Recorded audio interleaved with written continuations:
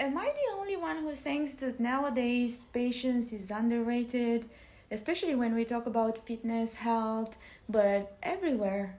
Hi, let me present myself. I am Flo. I am a certified personal trainer, and my education was in languages. I am also a teacher and a translator, and this is my channel, and here is where I thought I could share with you my thoughts, which may be more original than what you're used to, and I hope that you will find it interesting, entertaining maybe, and I hope useful in the end. We all know that a lot of people come to the gym and expect to have a six pack in 2 months, 3 months. And we also know that most probably they are not going to be successful in that. But that is not what I want to talk about. What I want to talk about is that fitness is a long term journey because you want to keep it sustainable. Sustainable results and gradual improvement lead you to have a more durable result in time, and also it might avoid you, for example, injuries, or it might avoid you a plateau, reaching a plateau, overtraining even. That's why this is one of the most important things why patience is crucial. Building a fitness routine takes time and patience, and this is something that many people have to understand. Also, having realistic expectations have actually a positive impact on people, because this helps you maintain motivation. Because when you don't expect a six pack in the next 2 months, but you see improvement, even if it's not what it would be your ideal, it's still something that keeps you motivated to keep going and have sustainable progress. Patience is required also because of biological reasons, because our bodies need time to adapt to the new routines. Your body needs to adapt to, for example, weight loss. Your body is built to maintain you alive.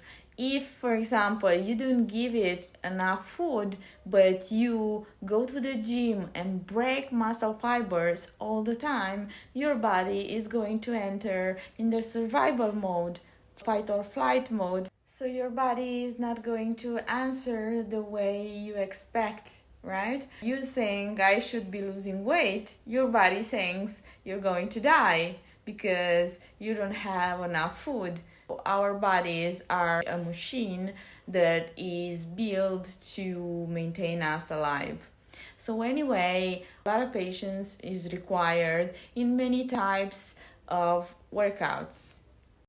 Working out with weights can require significant patience, especially with certain methods or techniques that are probably slower in giving you the results you expect, but ultimately are more rewarding. I'm going to give you some examples of methods utilized in strength training to show you how much patience is actually required using them, and why it's so important to have patience, but because this way is actually the only way or the most powerful way to obtain the results you expect. The first one, it would be progressive overload. Now, it takes a lot of patience and a lot of time to gradually increase weight or frequency or the number of repetitions in order to obtain muscle growth, for example, or strength, right?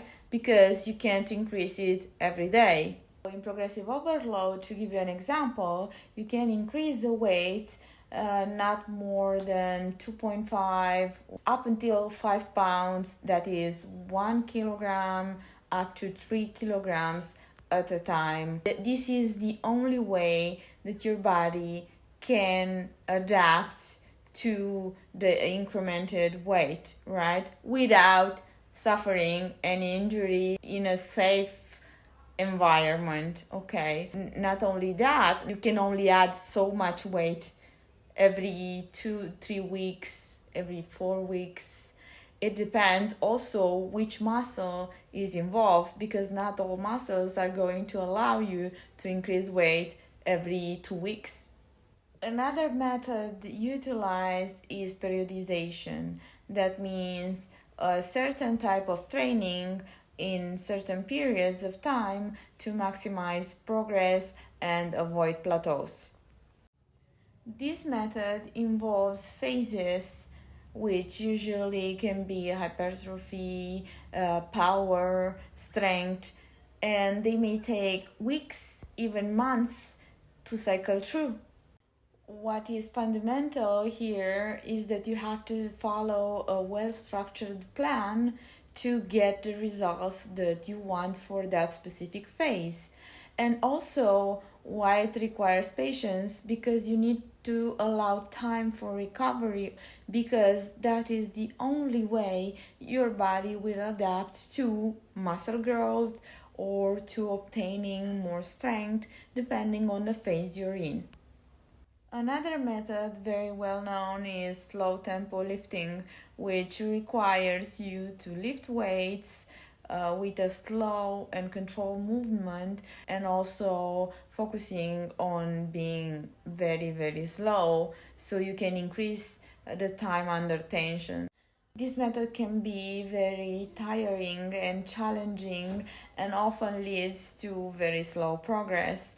So, what you want to focus on is using a tempo like 5 seconds lifting, then 2-3 seconds pause, and then other 5 seconds lowering back down. This is one of the most common ways of using this technique. And as you can see, it requires a lot of patience, because let me tell you, this tempo is 1 rep, but you have to do, let's just say, at least 15 reps where you use this tempo. It's going to require a lot of patience, especially for the last reps. These are just some examples of methods utilized in weight training, but we can take any other example to show that usually it's required a lot of patience to obtain visible and especially durable results. So instead of chasing the last diet that promises results in 3 seconds, 3 days, even 3 weeks, what we should do is focus on obtaining results that are sustainable, and also results that are not going to vanish in the same amount of time we obtain them. Ultimately, I think that we can educate ourselves in being more patient with ourselves and with our bodies. So while we can train our muscles, we can also train our patience just the way we train our minds, because learning a new language is just the same as training a muscle. Brain is another muscle. And this is what I had for you for tonight, and I will see you really soon. Bye.